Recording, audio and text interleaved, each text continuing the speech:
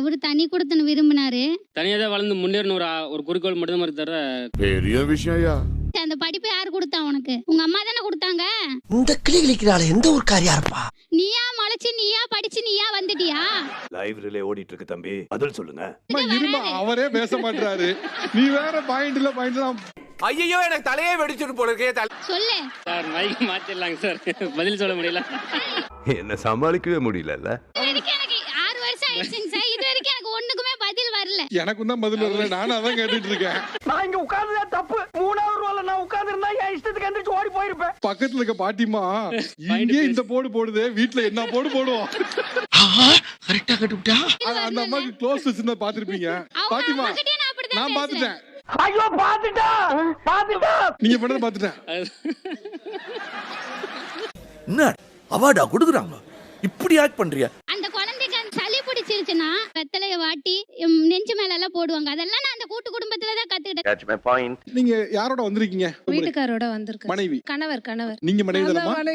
இதத்தானே அவனும் முதல்ல சொன்னான். இல்ல செட் ஆகாது, தனி கொடுத்துன போறேன்னு. அந்த ஒரு பாயிண்ட் எந்த மொமெண்ட் அப்படி தோணுச்சு? சகல இந்த கேஸ்ல இதான் முக்கியமான பாயிண்ட். வீட்டுக்காரர்கிட்ட பேசணும்னு நினைச்சா கூட என்னோட அத்தையோட பர்மிஷன் எனக்கு தேவைப்பட்டு. என்ன கொடுமை சரவணனது. ஒரு அடிமைத்தனம் தான் இருந்தது.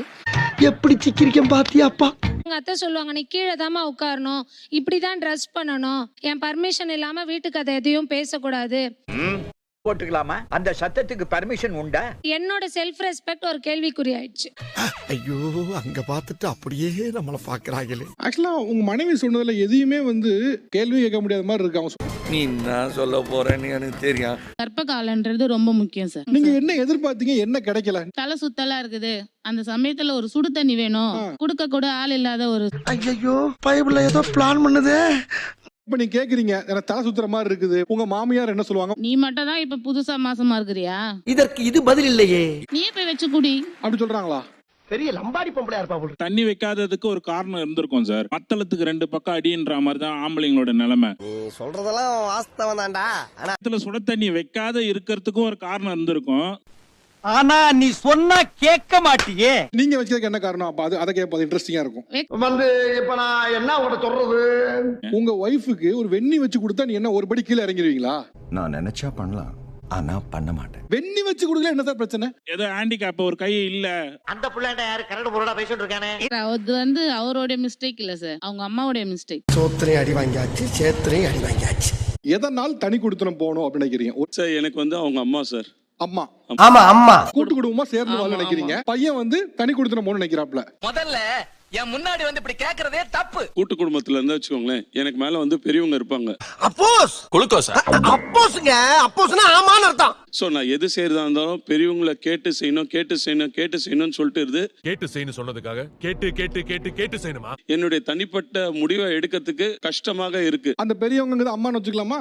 எங்க அம்மா. ஓகே. அம்மா மட்டும் இல்லையா? இப்ப நீங்க என்ன முடிவு எடுக்கிறதுக்கு எல்லாத்துக்கும் அம்மா கிட்ட கேட்டு பண்ண வேண்டி இருக்கு? ரொம்ப டீப்பான क्वेश्चंस எல்லாம் கேக்குறீங்க. அதுதான் அவர் தனி கொடுத்தனம் போகணும்னு நினைக்கிறதுக்கான காரணம் நினைக்கிறீங்களா, இல்ல வேற ஏதாவது காரணம் இருக்குன்னு நினைக்கிறீங்களா? அதான் ஒய்ஃபுக்கும் மருமகளுக்கும் போட்டு கொடுக்குறியா? கூட்டு குடும்பம் பிரிஞ்சு நான் தனி குடும்பத்துல போக விரும்புறேன் அப்படின்னு சொல்றது உங்களுக்கு எவ்வளவு கஷ்டமா இருக்கு? ஷாக் தான் இருக்காதா பின்னே. பசங்களை ஒரு தாய் நீ வெளியே போன்னு நான் சொல்ல மாட்டேன். என் பெத்த தாயை ஓவர்டேக் பண்ணிட்டீங்கம்மா, ஓவர்டேக் பண்ணிட்டீங்க.